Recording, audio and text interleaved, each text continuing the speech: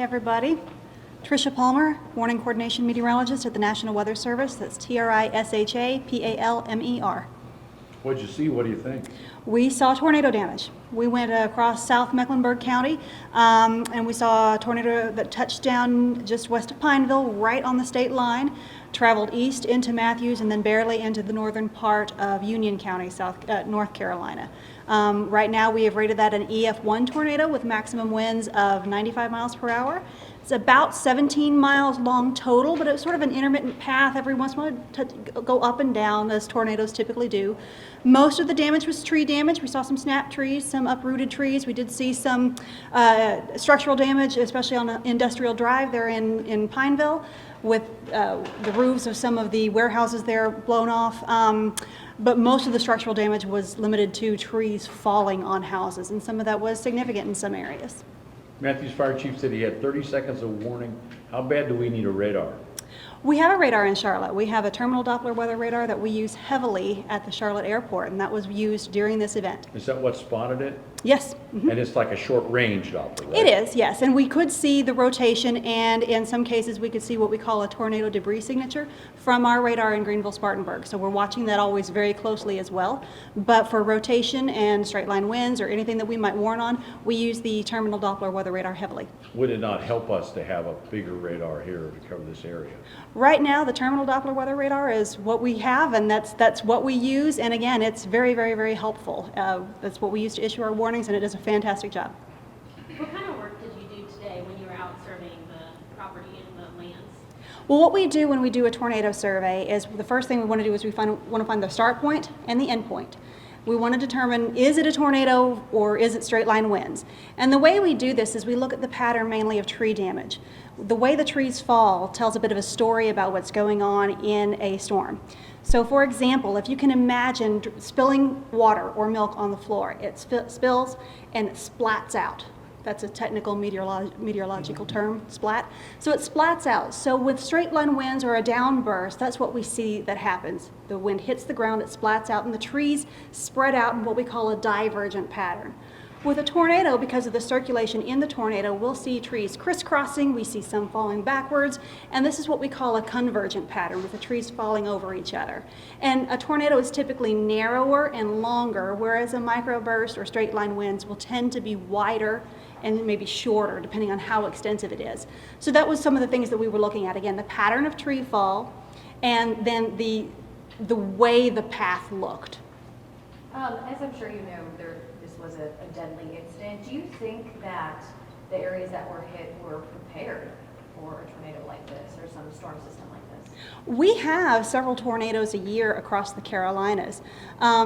What we want people to do is always be prepared no matter what happens. We work very closely with County Emergency Management, CHARMEC, the folks here, we work with them very closely to try to get preparedness information out. North Carolina has a severe weather preparedness week every year. So does South Carolina, so does Georgia. Georgia does them twice a year. Our typical severe weather season is maybe March to May, so this is a little bit early, but we were advertising this event days in advance. Our partners in emergency management were getting our briefings. You're the meteorologist at your station. We're seeing the same thing. So we knew that something could happen, and we were keeping an eye on it. And that the potential for tornadoes combined with the flooding can be a real concern as well. So in this case, as long as people know what to do, people need to know where to go. They need to know what to do when a warning is issued. A watch is to help people. It's a heads up. You know, you need to be prepared. You need to have an action plan in place. And when that warning is issued, they need to take action now. Get in, get down, cover up. Specific areas that you saw the most damage at? We saw quite a bit there in Pineville, again with they're off an industrial road, with some roof damage to some warehouses there. As we got further east in Pineville, I know there were a lot of trees down off of Park Road in that area. When we got further east into Matthews, settlers, yeah. So that was the area where we saw quite a bit of tree damage in the neighborhood there, just north of Pineville Matthews Road. So a lot of trees down. Thankfully, not too many on houses in that specific area, but there were enough on houses that, I mean, there are some people that have a lot of cleanup to do. Was that the only tornado that's been confirmed, or are you looking at potential other activity? We did confirm a tornado, another EF-1 down in Spartanburg. and that's in the upstate of South Carolina. So I believe that one was about a 10-mile long path with a max wind of about 110 miles an hour. This one, like I said, is about 17 miles long up and down, with a max wind of about 95 miles per hour. We're still looking. We have damage that we're going to be looking at in the north part of Mecklenburg County, into Cabarrus and Rowan County. We've got a team that's going into Gaston, Cleveland, and Lincoln County too. So we still got a lot to look at today. And then there was a report of one in Kannapolis as well. Yes, we're going to go look at that too. Okay. It's time for snow, not tornadoes. It is. We wish we could have some. It's a fair question to ask there. I mean, how unusual is it for this time of year for something like this to happen? It's pretty unusual, especially for every once in a while we might get one of these systems coming through and might put down 1 or 2 tornadoes, but we had a lot of tornado warnings yesterday. I don't have the count in front of me right now, but we were very busy. Everybody was very busy yesterday, so an event this big this time of year is fairly unusual, yes. What do the next few days look like for you guys? Well, it's going to be cooler over the weekend, and unfortunately, next week does look wet again. We could see, we're looking at some of the rainfall forecasts, and some areas could see another 1 to 3 inches, and that's not what we need right now. We had a lot of rain yesterday, so that could just exacerbate some of the flood problems that we already have out there. How can people prepare for something like that if they did experience, severe flooding in their homes or their yards or something like that? Well, they've just got to, what people need to do is, again, have a place to go in the event of additional warnings. We're trying to get the message out because the soils are already saturated. We saw these strong winds this morning, so we had trees coming down with that. They just need to always be aware of the forecast. Always watch either we at the National Weather Service, we're at weather.gov/GSP, your favorite TV meteorologist, your favorite weather app. Always be mindful of the weather and know what to do when a warning is issued, especially if it's going to be, a tornado warning or a flash flood warning. Right now, it does not look like any severe weather next week. It looks like just mainly a rainfall issue. So we're going to be watching that closely to see if we have any potential additional flooding issues. Do you have anything to add with all that? Okay. Give us your name and title one more time. Tricia Palmer, TRISHA-PALMER. I'm the Warning Coordination Meteorologist at the National Weather Service in Greenville-Spartanburg. Thanks. Guys got everything? All right. So if there's any other questions, we do have City of Charlotte General Services here, specifically City Arborist, who can answer any questions regarding trees. And we also do have some folks from Charmec Stormwater Services as well. So if there's any additional questions. Yeah. Would someone be able just to elaborate on the concern of today that the ground is saturated and that, these high winds could, Force potentially more create trees more, out, yeah. tree fall? Yeah, I can. Good. Unless you want to hear from the city folks. Is the arborist, you said? Yeah. Is it okay? I feel like that's your cup of tea, Good afternoon, folks. Tim Porter, Timporter, City Arborist for the City of Charlotte. High winds are almost always the cause of trees falling. When you bring in an additional factor into that equation of saturated soil, the volume of tree failures goes up. And when you have significantly high winds, such as a tornado or anything north of 20 miles an hour, the volume really starts to spike. And that's what we saw today. We saw 3 to 4 dozen more trees fall. And that's just what my group has on record from 911 and 311. Many more dozen trees fell today that did not impact public roads. Specific areas that you're seeing the most of it, at least today. Very much followed the tornado's path, so South Charlotte, Park Road, east to Matthews, just north of Pineville Matthews Road, Highway 51. By far the highest volume area that was impacted by fallen trees, blocked roads.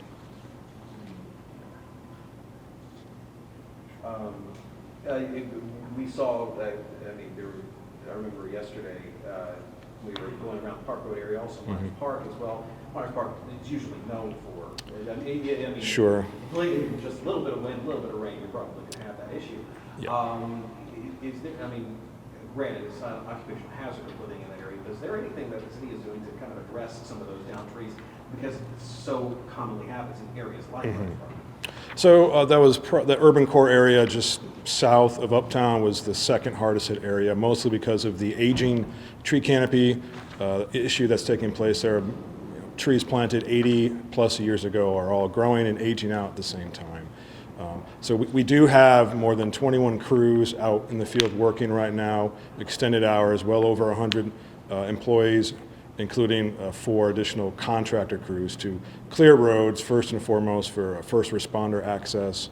If anyone does see a downed tree that needs attention, please be careful. Call 311 for non-emergency incidents. If it's an obvious emergency or if you're not sure, call 911 to make sure that it gets into the system, and we'll come out and clean it up. Any idea how long it might take to clean up all of the trees that have fallen in Charlotte and beyond? Right now, my best guess is 2 to 4 weeks to get all the debris up. We should have all major roads cleared by this evening, and hopefully all public roads cleared today. That may extend into the weekend, but that's the first phase. The second phase is to return and clear the debris that was pushed to the side. This is a really high volume event for us. It's approximately halfway to the volume that we experienced in Hurricane Florence and Michael a couple years ago. So it's going to take some time. We ask people to be patient. It will be about 2 to 4 weeks right now is my best guess. Are there any public roads of consequence that people need to be worried about right now? Right now, I don't have that information in front of me, but I can follow up with that if there's interest. Yeah. Your name and title again? My name is Tim Porter, City Arborist, Timporter. Did you guys say you had someone from Charlotte Water here as well? You have stormwater services, I'm sorry. I just wanted to know if there was any concern with the storm drains being blocked because of all this. Well, we did find John Wendell, Charlotte Mecklenburg Stormwater Services, Senior Communications Specialist. John with an H or an N? John with an H and 1 L in Wendell. Okay. What we found a lot of is people not cleaning out their storm drains, because before every storm, we always recommend people clear out the storm drains and let that water get in and move through the system, And we found that there was a lot of backups because of debris getting into that storm drain as you're backing up onto the roadways. So we did see quite a bit of that. We did have 2 areas where the water came over the road. One was at Addison Drive at McMullen, and that was one area. Another area was at Briar Creek at Masonic, where the water came over onto the street. Luckily enough, these are 2 areas where we had buyouts, and so the homes that were there at one time were not. We avoided some losses because we bought out those homes. So even though there was some flooding there was no homes in those 2 locations. So that's the good news is. Coming up, we're going to be into the streams, clearing out any debris. We will not get out there until the streams come down. It's for safety purposes for our people. So over the next couple of days, we'll be getting the streams cleared out and hopefully prepared for the next system that comes through. What was it like for you to see videos of Little Sugar Creek? I mean, almost up to that bridge area there. That was pretty wild. I mean, is that a big concern of yours? Little Sugar Creek, if you're talking about Midtown area, that is one of the first ones that starts to come up. And if you're at the Greenway, you're very close to where the stream is. And it stayed within banks. So, as long as it stays within banks, we're really happy with that. But floodplains are meant to flood. That's where we store the water when you get too much water. And so it's just getting the houses out of those floodplains that's really our concern. Okay. And sorry, just quick clarification on the tornadoes, the one in Kannapolis and the one in the Pineville Matthews area. Was that the same tornado or are those 2 different tornadoes? National Weather Service coming back up to address that. You're fine, sorry. Okay. We have not been up to Kannapolis yet, so we can't confirm anything. We know that there was damage, but we can't confirm whether it was a tornado or what. We did have a warning out, so that's why we want to go take a look and see what we can see up there. But what happened down in Pineville and Matthews is a different storm. Do you have any kind of map or any kind of projection that could show where you guys are seeing damage from Pineville on that was confirmed? We gave the information to our office, and they are working up what we call a public information statement, and hopefully it'll be out in the next half hour or so. And once that's done, that will have your lat lawns for your start points, your end points. It'll have, so we might try to get some information on our website. We've got a lot of stuff that we're following up on from yesterday, but if nothing else, you will have that public information statement available to you hopefully as soon as possible.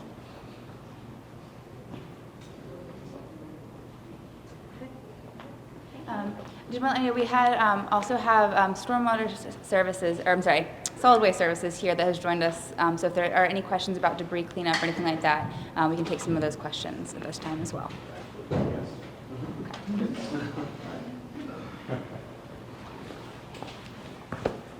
Good afternoon.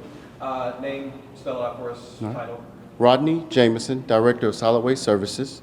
You want R-O-D-N-E-Y. R-O-D-N-E-Y-J-A-M-I-S-O-N. Okay.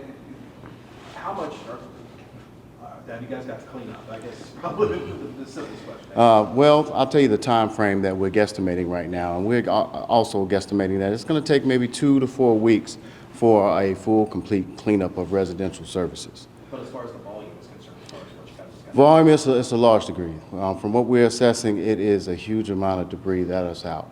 So it all depends on how residents actually cut it, place it curbside. How do homeowners stack their wood in a manner that helps you out? So you have to take in mind that our crews are 2 individual crews. So enough for 2 individuals to collect. Spaced, we look for 5 inches in diameter, 4 inches in length.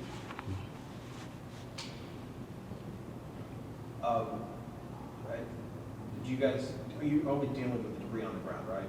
We're dealing with residential debris, but we're also assisting other services in clearing the streets and roadways. You wouldn't have known anything about the overflowing manhole covers or anything like that? Not at all. Okay. Correct, not at all, yeah. Were you surprised by the volume of debris from yesterday? Just, the branches, the trees, all that in the road? Yes, especially with the storm that went through so quickly. Sorry. I don't live at a home. Does it usually cost additional to remove that debris that you collected and put it on the side of the road? Is that usually something additional, or is that usually something the city does? This is a normal service. This is a service that we provide weekly to our And residents. is it a certain day? The day of your collection, whatever day your garbage is collected is the day that yard waste is collected. Good question. Any advice to citizens who might be dealing with debris? What should they put in? What should they do? Perfect.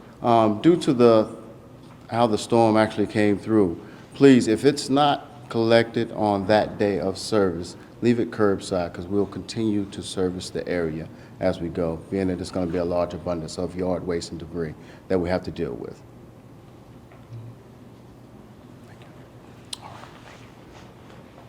All right, so before we wrap up, again, I'm with Charlotte Mecklenburg Emergency Management, and do just want to remind residents that we have a mass notification system called SharMec Alerts. It is an opt-in system, but it can send text messages, emails, and phone calls to residents. So that is one of our primary tools for reaching out to the public, as well as social media. So in events like this and other future emergencies, that's how our office is going to work to communicate with the public, and then also Twitter, Facebook, Instagram, that kind of stuff.